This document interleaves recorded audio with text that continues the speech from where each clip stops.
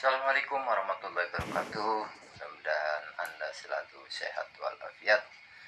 Berikut ini adalah pendapat analis politik Adi Parjitno tentang banyaknya artis yang dijadikan tim sukses untuk mendulang suara pada Pilkada 2024 ini, baik untuk Gubernur Jakarta maupun Gubernur di Banten dan tempat-tempat lainnya.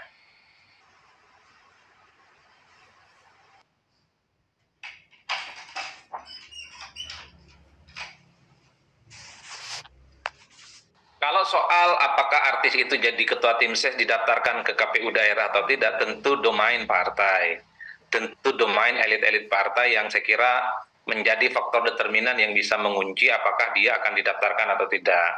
Tapi fungsi artis dalam politik itu kan dari dulu targetnya adalah untuk mendulang suara.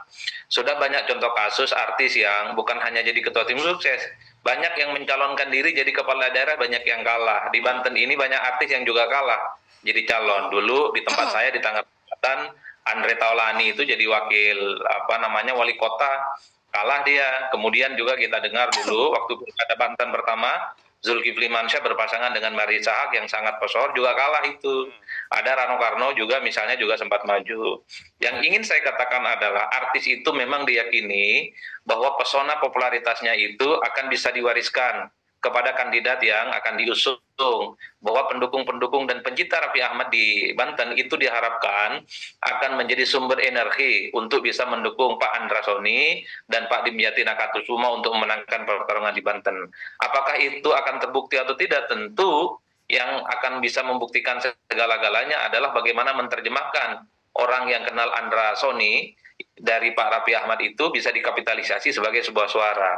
Begitupun sebaliknya, kalau bicara Banten, saya kira memang ini adalah kandangnya Bu Airin sejak lama, karena memang Bu Airin ini kan bagian dari terah politik dinastinya Bu Atut yang saya kira memang di berbagai kabupaten, kota, dan provinsi langganan memenangkan pertarungan.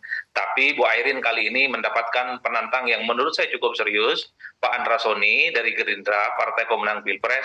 Justru yang saya lihat di Banten itu bukan lagi Pak Raffi Ahmad. Raffi Ahmad mungkin di panggung depan, tapi di panggung belakangnya ada Pak Sufmi Dasko yang saya kira juga adalah calon anggota DPR, bahkan DPR terpilih dari Tangerang Banten ya, yang saya kira juga memiliki mesin politik yang bisa dikapitalisasi untuk memenangkan pertarungan.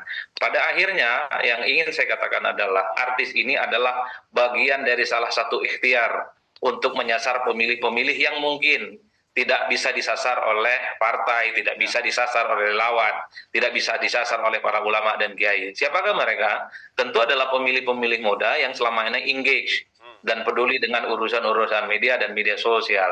Raffi harus diakui di berbagai tempat adalah sosok yang paling banyak disebut dan menjadi artis yang paling disukai. Karenanya pemilihan nama Raffi Ahmad tentu sebagai ikhtiar dengan harapan orang yang kenal dan suka dengan Raffi Ahmad di Banten bisa diharapkan bisa memilih Andra Soni dan Dimyati Natakusuma. Tinggal diuji apakah nanti ini akan berbuah manis atau tidak. Saya masih cukup meyakini bahwa door to door campaign, datang langsung ke masyarakat, diyakinkan mereka, dipeluk hati dan pikirannya, siapa yang kuat dialah yang kemudian akan memenangkan pertarungan. Kalau Raffi Ahmad juga melakukan hal ini, door to door campaign, mendekati masyarakat, orang yang kenal dan suka dirinya, dirangkul dan diajak di TPS, bukan tidak mungkin. Ini akan menjadi energi yang bagus.